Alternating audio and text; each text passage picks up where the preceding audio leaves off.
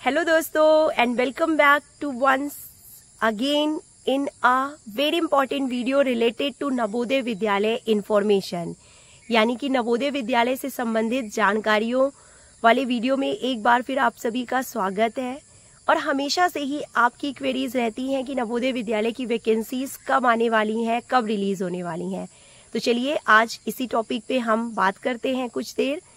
तो आप सभी को पता है कि कुछ ही दिनों पहले जो है यानी कि प्रीवियस मंथ में लेटेस्ट रिसेंटली जो है डिपार्टमेंटल प्रमोशन के लिए जो वैकेंसीज आई थी उसका नोटिफिकेशन आया था और फॉर्म फिल हो चुके हैं, जिसे डिपार्टमेंटल प्रमोशन बोलते हैं दोस्तों। उसके लिए नोटिफिकेशन आ चुका है और फॉर्म्स भी भरे जा चुके हैं और उसकी डेट भी ख़त्म हो चुकी है।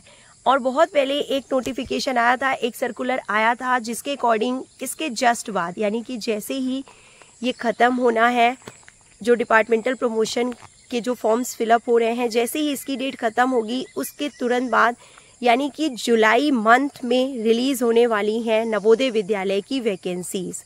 तो आप सभी दोस्त जो कि प्रिपरेशन कर रहे हैं और जो कि बहुत दिनों से वेट कर रहे हैं इस वैकेंसी का, वो अपनी तैयारी में लग जाइए, रिवीजन स्टार्ट कर दीजिए। बहुत ही जल्द आपको नवोदय विद्यालय समिति की ऑफिशियल वेबसाइट पे जो है नोटिफिकेशन मिल जाएगा और इसी मंथ में यानी कि जुलाई मंथ में ही फॉर्म भरे जाने हैं।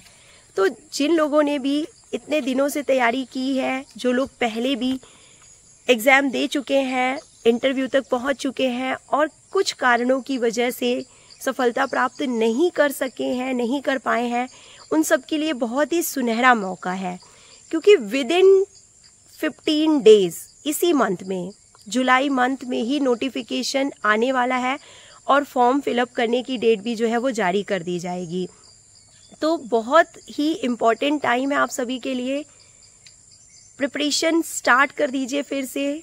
और मुझे मालूम है कि प्रिपरेशन तो आपकी कभी बंद ही नहीं हुई थी, लगातार आप सभी तैयारी करते हैं, बस रिवीजन करना स्टार्ट कर दीजिए, टाइमिंग थोड़ा सा और बढ़ा दीजिए और एक स्ट्रैटेजी बनाइए एग्ज़ाम क्वालिफाई करने के लिए।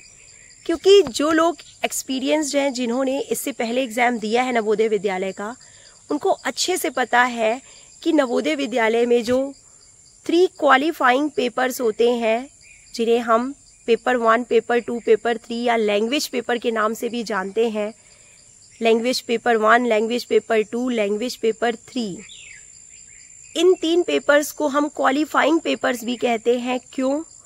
क्योंकि इन तीनों को आपको क्वालिफाई करना ज़रूरी है विथ माइनस मार्किंग। इनके कोई भी मार्क्स आपके मेरिट में नहीं जुड़ेंगे, लेकिन जब आप इन तीनों लैंग्वेज पेपर को क्वालिफाई करते हैं उसके बाद ही मेन सब्जेक्ट की आपकी कॉपी चेक होती है। तो जिसने पेपर दिया है उसको काफ़ी एक्सपीरियंस है इस चीज़ का, और जिसे नहीं है वो लोग एक स्ट्रैटेजी बनाएं कि इन 3 पेपर्स को हम किस तरीके से क्वालिफाई करें, क्योंकि यही आपकी सफलता का आधार बनेंगे दोस्तों।